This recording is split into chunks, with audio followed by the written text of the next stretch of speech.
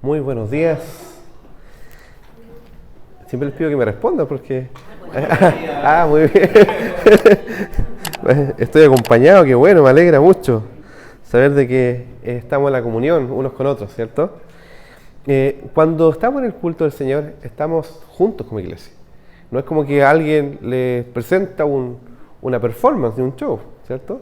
No es que, hoy día justo no estaban las letras, pero la idea era cantar juntos, ¿cierto? Y también meditar juntos la palabra. Cuando cantamos, cantamos juntos a nuestro Señor.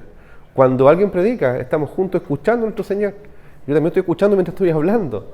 Y ustedes también deben ir reflexionando y asintiendo cuando hablamos de la palabra del Señor. Así que hoy día vamos juntos a escuchar la palabra del Señor en un pasaje que es hermosísimo, muy poco conocido y también quizás no tan predicado. Y esto es lo lindo de poder hablar de un texto completo, un libro completo. Porque hay porciones que quizás no elegiríamos, pero cuando estamos, entre comillas, obligados a hablar de todo Marcos, sí o sí tenemos que pasar por cada pasaje y ver la belleza de este pasaje. Hoy día vamos a leer Marcos, capítulo 15, ¿cierto? Lo leyeron nuestros hermanos recién, pero es tan cortito que quisiera repasarlo, ¿ya? Marcos 15. Les digo además que cuando leamos Marcos, también podemos leer Mateo, Lucas y Juan, que habla acerca de lo mismo y agrega detalles que son muy, muy importantes, ¿ya?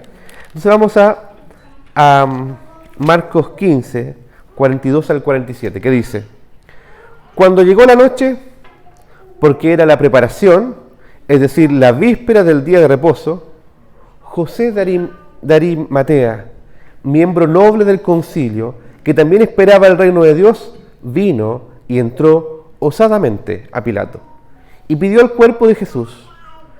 Pilato se sorprendió de que ya hubiese muerto y, haciendo venir al centurión, le preguntó si ya estaba muerto. E informado por el centurión, dio el cuerpo a José, el cual compró una sábana y, quitándolo, lo envolvió en la sábana y lo puso en un sepulcro que estaba cavado en una peña, e hizo rodar una piedra a la entrada del sepulcro. Y María Magdalena y María, madre de José, miraban dónde lo ponían. Vemos que estamos en la sepultura de Jesús. Y aparece una persona, José de Arimatea, que no es nombrado en ninguna otra parte de los evangelios. Pero curiosamente aparece en estos 4 evangelios. Hablamos de los evangelios sinópticos, son Mateo, Marcos y Lucas, que van siempre casi enfocando lo mismo, pero acá incluso aparece en Juan. O sea, los 4 evangelios señalan que es importante hablar de este hombre, José de Arimatea. No porque sea el centro de la historia, porque el centro de la historia es Jesús mismo. Siempre es Jesús el centro de la historia. Y eso también un paréntesis para nosotros. Nosotros no somos el centro de la historia, es Jesús el Señor. Nosotros vivimos por Él y para Él, porque somos de Él. Y a veces pensamos que es todo al revés, que el Señor gira en torno de mí, que yo soy el centro de la historia de redención. No, olvidémonos de eso. No sé si han escuchado alguna vez esa frase: Dios tiene grandes cosas para ti. Sí, es verdadera. ¿Por qué? Porque lo más grande es el Señor, ¿cierto? Porque es el Evangelio y es lo más grande que podemos tener. Pero lo que enseña la cultura actual es que son otro tipo de cosas las que queremos buscar y alcanzar. Y el Señor nos dice: voy a suplir tus sueños, a cumplir tus sueños humanos, sino que uno es al revés. Yo debo cumplir los deseos del Señor, la voluntad del Señor, tal como lo enseña Jesús en la oración. Cuando está en Getsemaní dice: Señor, ojalá que pase de mí esta copa, pero que no se haga mi voluntad, sino la tuya. O sea, el centro de la historia de redención es Jesús, es Cristo. Pero lo más hermoso es que Dios nos invita a esta historia de redención. Y aparecen personas como José, que era un discípulo de Jesús que lo servía en oculto. Ahora vamos a conocer quién es este hombre, José, y por qué es nombrado en estos evangelios. Primero dice que era José de Arimatea, una ciudad que no se sabe muy bien dónde es, pero muy probablemente es la ciudad de Samuel. Samuel es el que ungió a Saúl, que ungió también a David. Samuel. era un miembro noble del concilio. ¿Qué quiere decir? ¿Se recuerdan que es horas antes el concilio de sacerdotes, ¿cierto? El sumo sacerdote, los escribas, los ancianos del pueblo se habían juntado para entregar a Jesús. ¿Se recuerdan eso? Entonces, José era parte de este concilio. Y uno se pregunta, ¿y José habrá tenido parte en este acuerdo? ¿Habrá dicho algo? ¿No habrá dicho nada? Y vemos por Juan y por Lucas y por Mateo otros antecedentes acerca de este hombre. Voy a nombrarles, por ejemplo, acá en Lucas, que habla lo siguiente. Dice que este hombre esperaba el reino de Dios. Era un miembro del concilio, varón bueno y justo. Que también esperaba el reino de Dios y no había consentido en el acuerdo ni en los hechos de ellos. O sea, este hombre era parte del concilio, pero no consintió lo que estaba pasando. ¿Qué pasó entonces? Probablemente o se abstuvo de ir porque sabía lo que estaba pasando y que era un acuerdo muy trucho, un acuerdo, estaba todo arreglado, por así decirlo, o bien sencillamente no lo invitaron porque sabía lo que iba a decir, porque estaba en desacuerdo.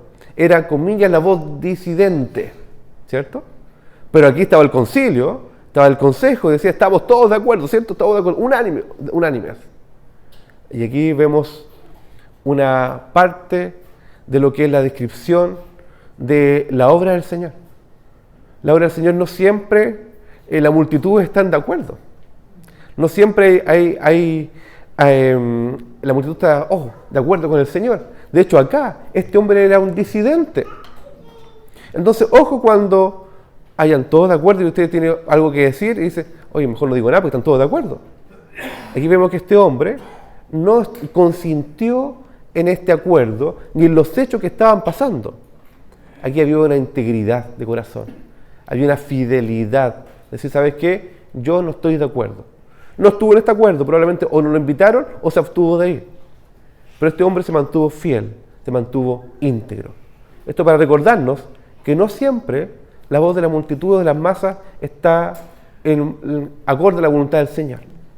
Lo que tampoco quiere decir de que la voz de las minorías son las que dicen, esta es la voluntad del Señor. No, todo lo debemos examinar en base a la Biblia, en base al texto bíblico, en base a la palabra del Señor. Entonces, antes de decir, estoy de acuerdo o no estoy de acuerdo, nuestro llamado es decir, ¿qué dice el texto?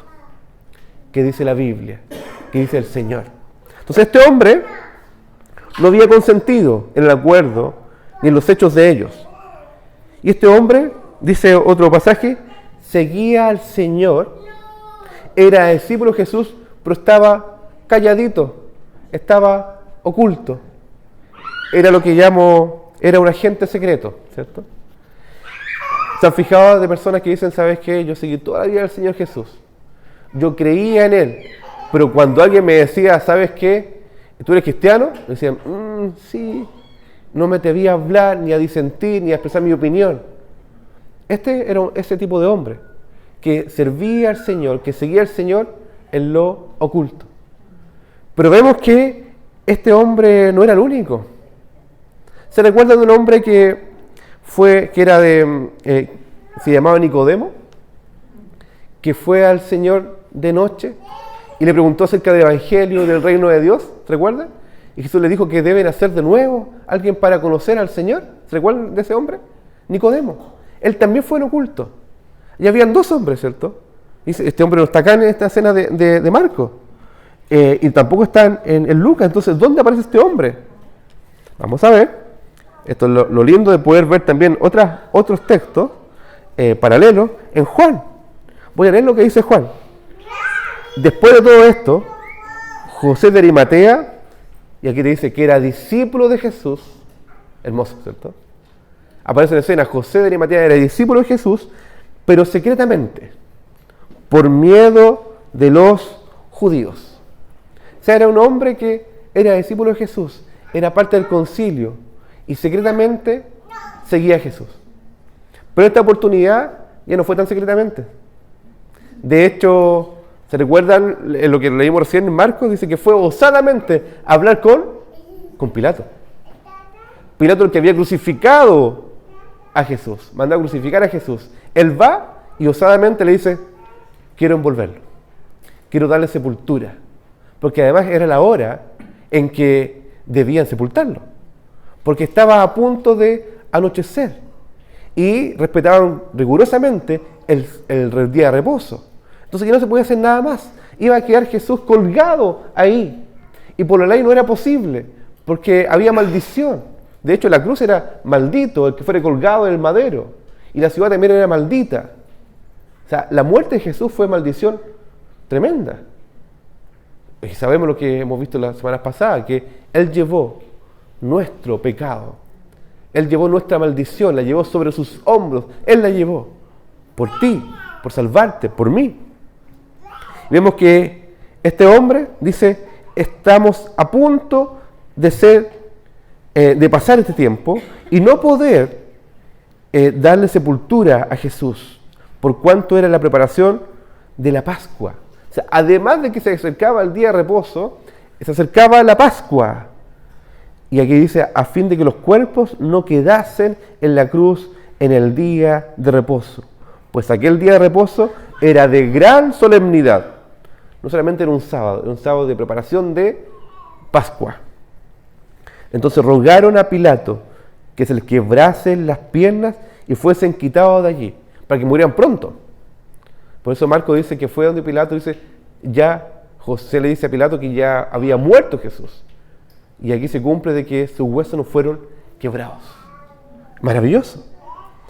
Vinieron pues los soldados y quebraron las piernas del primero, y asimismo del otro que había sido crucificado con él, los dos malhechores. Mas cuando llegaron a Jesús, como le vieron ya muerto, no le quebraron las piernas. Y esto estaba profetizado. Hermoso. Y dice después que le abrieron el costado con una lanza, y al instante salió sangre y agua. Después de esto vino José de Arimatea, que era discípulo de Jesús. Vino secretamente. Le pidió a Pilato que le permitiese llevarse el cuerpo de Jesús. Y Pilato se lo concedió. Entonces vino y se llevó el cuerpo de Jesús. Y dice, ¿todo esto lo hizo solo? No lo hizo solo. Porque, o sea, uno ya es fuerte estar en un funeral. Es fuerte ver un cuerpo. Además, bajarlo de la cruz y vestirlo y llevarlo a la sepultura. Emocionalmente eso es muy fuerte también. Pero fue acompañado por alguien que también apareció en escena. José, agente secreto, ¿cierto? Y aparece otro en escena. También Nicodemo.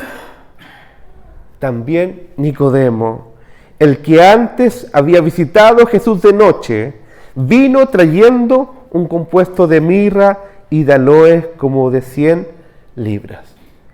O sea, Jesús muere, es necesario sepultarlos, las mujeres estaban mirando, no podían hacer nada, los discípulos habían arrancado, ¿cierto?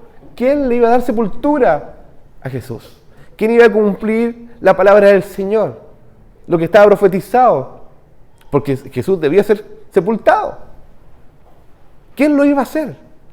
Y aquí aparece alguien que estaba en lo oculto. Estaba secreto siguiendo a Jesús. Aparece José. Y aparece también Nicodemo. Y trae mirra y trae aloe. O sea, ¿se dan cuenta cómo el Señor empieza a utilizar a personas que estaban en segunda línea, por así decirlo? Que estaban en lo oculto. Que seguían a Jesús, pero estaban ahí, escondidos. Tomaron 2 personas, al menos. Porque probablemente pidieron ayuda a otras personas. ¿Saben por qué? Porque José era un hombre rico, dice. José era un hombre rico. Tomaron pues el cuerpo de Jesús y lo envolvieron en lienzos con especias aromáticas, según costumbre de sepultar que tenían los judíos. Y en el lugar donde había sido crucificado había un huerto. Hermoso. Era un parque. Y en el huerto un sepulcro nuevo. O sea, era un lugar grande. Y no había nadie, un sepulcro nuevo, en el cual no había sido puesto ninguno. Y eso Era carísimo. Era, entre comillas, un lujo lo que estaba pasando. Y José dice, yo lo hago.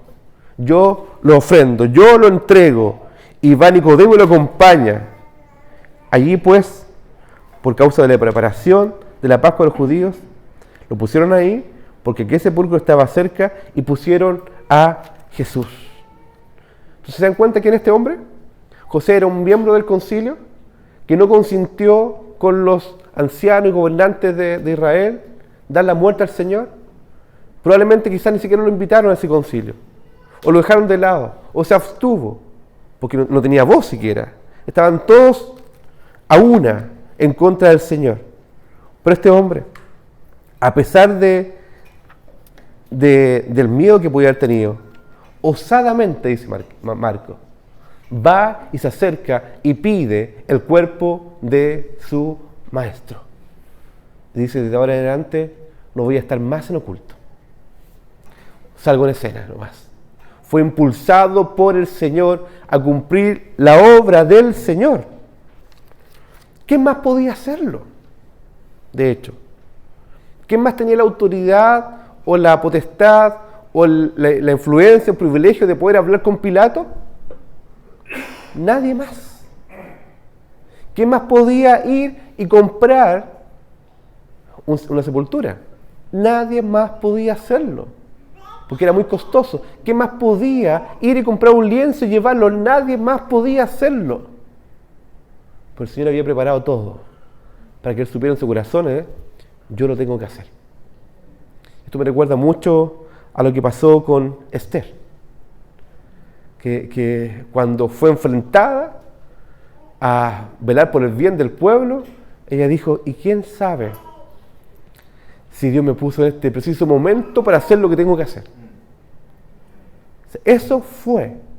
Esther fue preparada por el Señor para actuar en ese preciso momento que Dios le dio la oportunidad para actuar en bien de su pueblo. Preparó todo el camino. José exactamente lo mismo. Le dio la posición, le dio los recursos económicos, le dio el momento para hacerlo, la fuerza para hacerlo. Dice, ¿sabes qué? Aquí estoy.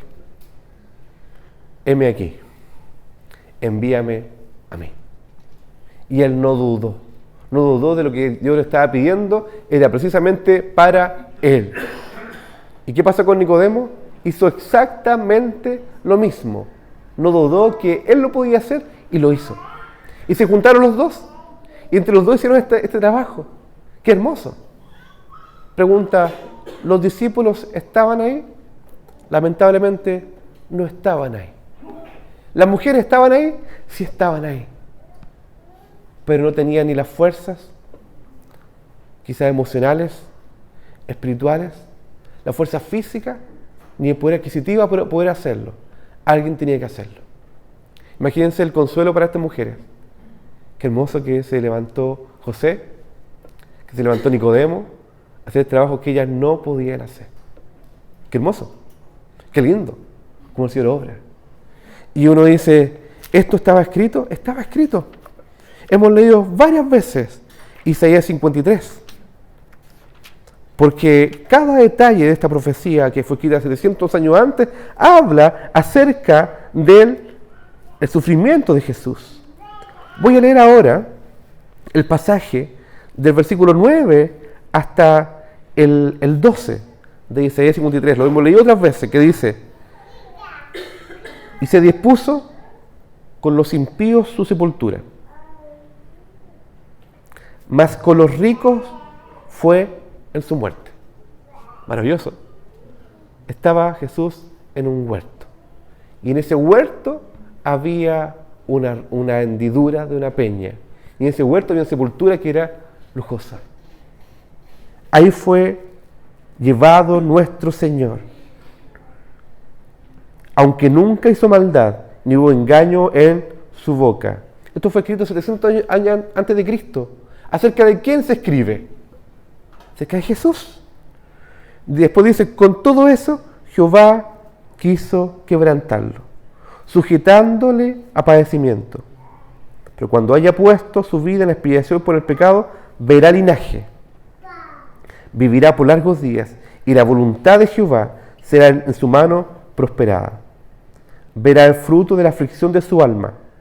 ¿Ven? Jesús sufrió. Sufrió por el gozo puesto delante de él. Quiere llevar un pueblo para sí mismo. Y quedará satisfecho, quedará feliz, contento, porque por su conocimiento justificará mi siervo justo a muchos y llevará las iniquidades de ellos. Jesús murió y quedó satisfecho y contento. Dijo, consumado es.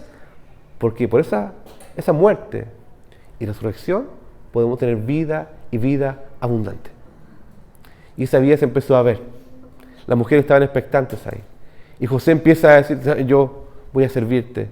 Y Nicodemo dice, yo voy a servirte también. Ya no más en lo oculto. Ya fue suficiente, podría haber hecho mucho más. Ya no más.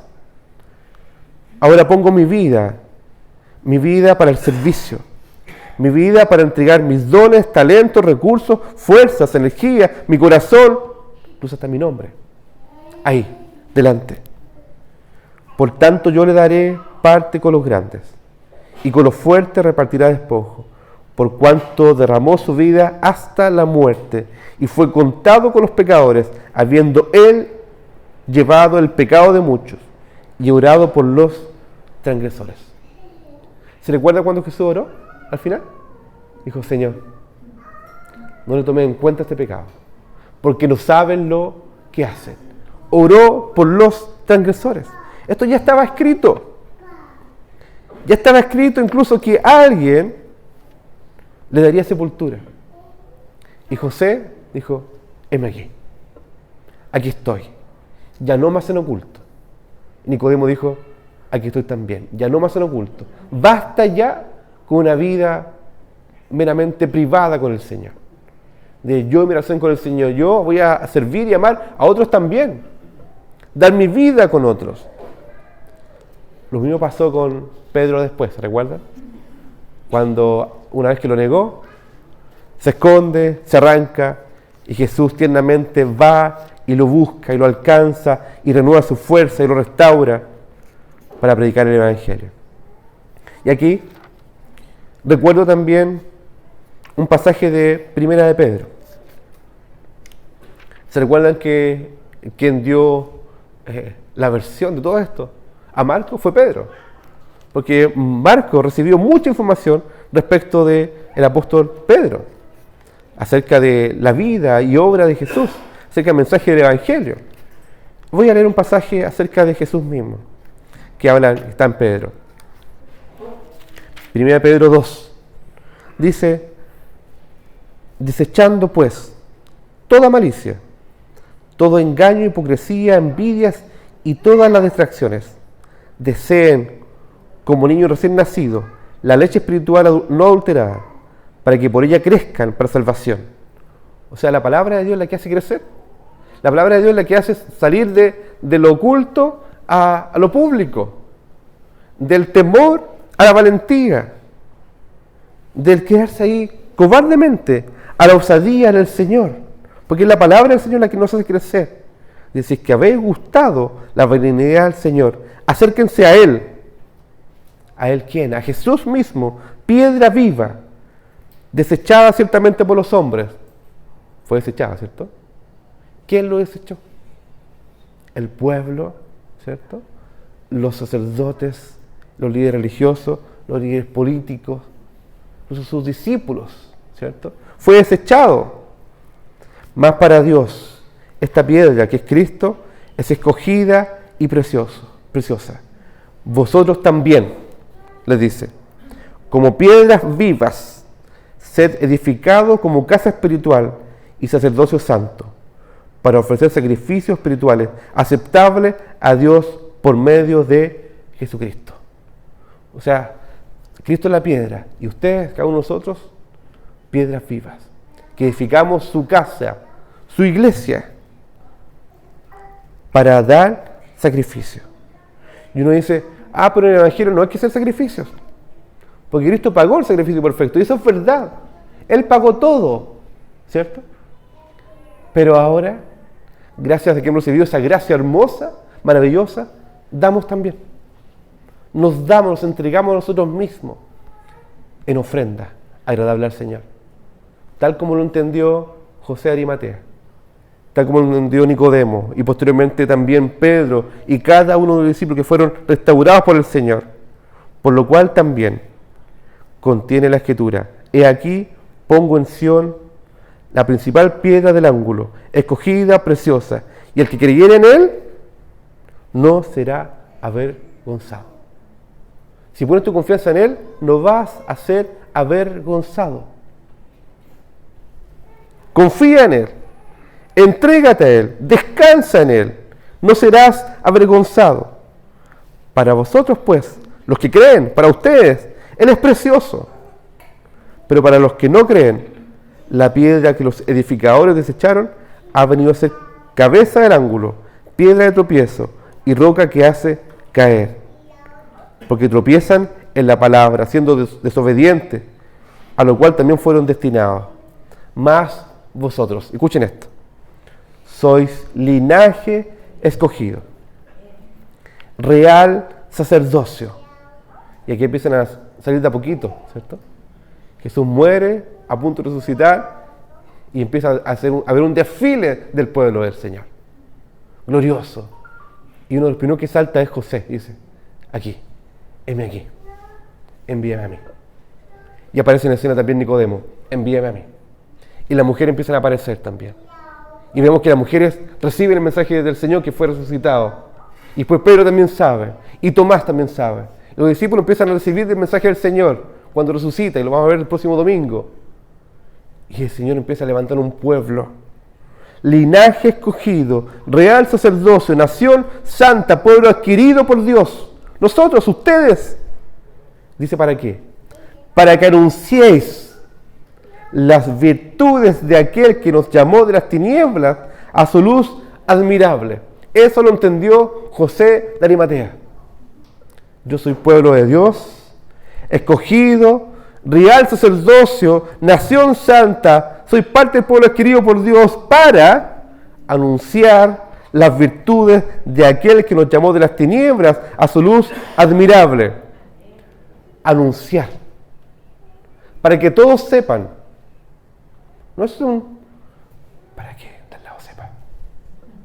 Anunciar, para que todos sepan las virtudes, las perfecciones, la gloria de Dios que nos llamó de las tinieblas a su luz admirable. Si estábamos en tinieblas, Él nos da su luz. Nos rescata de un reino a otro para anunciar. Nosotros,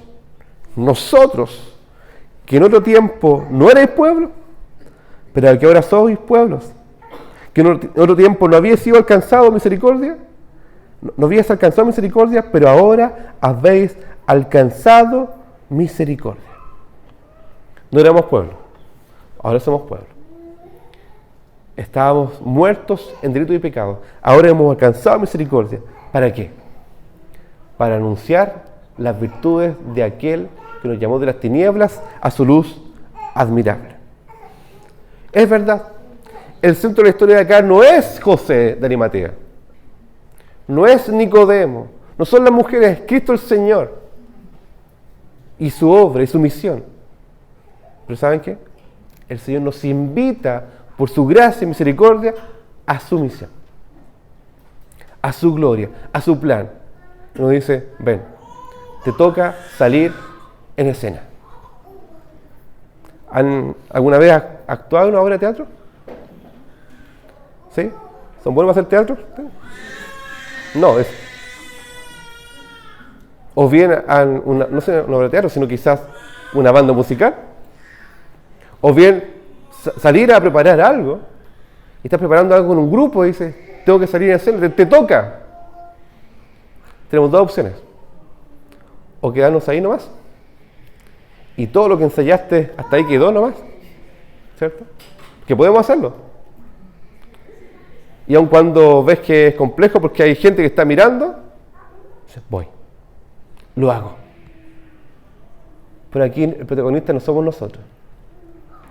Es decir, lo hago para servir al Señor. Lo hago para dar a conocer al Señor. Lo hago para que otro conozca de Él. Lo hago para dar mi vida en rescate por otros. ¿Por qué? Porque Cristo ya me alcanzó. Él me alcanzó. Entonces, vemos que en estos pasajes de Mateo, Marcos, Lucas y Juan, nunca antes había aparecido este hombre, José de Arimatea. Pero aparece en escena, porque el que comenzó la buena obra en esta persona, la va a terminar. Y la está terminando, y la continúa. Y usted dirá, ¿sabes qué? Sí, es verdad, a veces yo me he puesto igual como José de Arimatea, escondido, agente secreto. Quizás nadie sabe del Señor. A nadie le he contado del Señor. Pero hoy me dispongo a anunciar las virtudes de aquel, porque he alcanzado misericordia del Señor. Entonces vemos que este hombre seguía a Jesús. Este hombre fue íntegro y fiel a sus convicciones. Con temores, sí. Pero una vez que el Señor le dice, anda, hazlo, es tu oportunidad de hacerlo, nadie más lo va a hacer, dice, aquí estoy. Él va con sus recursos, compra, punto. No pensó, oye, mirad, estas mujeres que son familiares de ellos, mirad de devolver la plata. Estos discípulos que andan arrancando y los voy a cobrar después. Andaban todos arrancando, ellos tenían que hacerlo. No, dijo, lo hago. Por amor al Señor. Y Nicodemo dijo, lo mismo. Ahí voy. Con 100 libras de especias aromáticas. ¡Wow! Y la mujer, consolada por el Señor, le dice, oye, María, yo me preocupo de mi obra y de mi misión. Yo me preocupo de la sepultura. ¿Qué descanso para esa mujer? Que alguien lo hizo. Que alguien se preocupó, alguien cuidó. ¿Qué descanso para esa mujer? Y seguramente no dijo que bien por José, que bueno por José. Dijo, gracias Señor. Reconoció la obra de José en su vida. Pero dijo, ese hombre fue guiado por el Señor. Y realmente, Él proveyó para su obra. Él se proveyó a sí mismo. Maravilloso. Es hermoso como el Señor obra en esta historia de redención. ¿Qué nos queda a nosotros? Ser fieles al Señor. Mantener convicciones claras, basadas en la Escritura.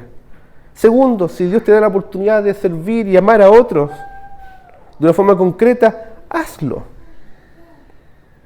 Y si Dios te da la oportunidad de anunciar las virtudes de aquel, hazlo. ¿Por qué?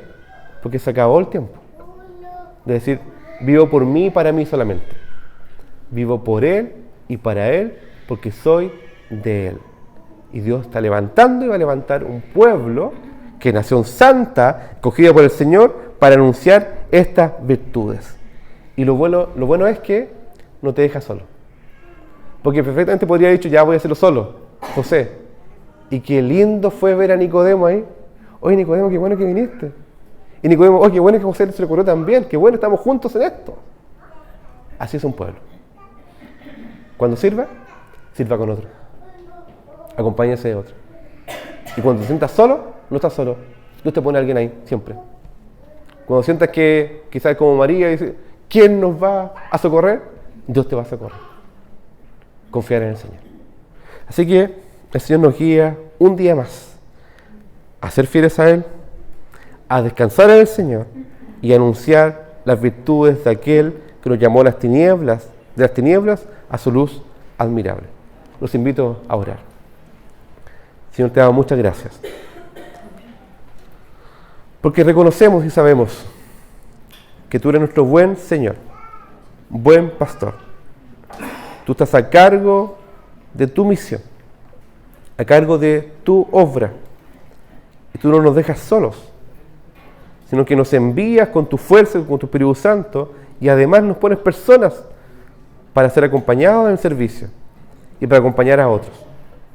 Y te pedimos, Señor, que tú hagas de nosotros, de nuestra familia, de nuestra iglesia, un pueblo que anuncie tus virtudes, porque hemos sido sacados de las tinieblas a tu luz admirable. Te lo pedimos, Señor, en el nombre de Jesús. Amén.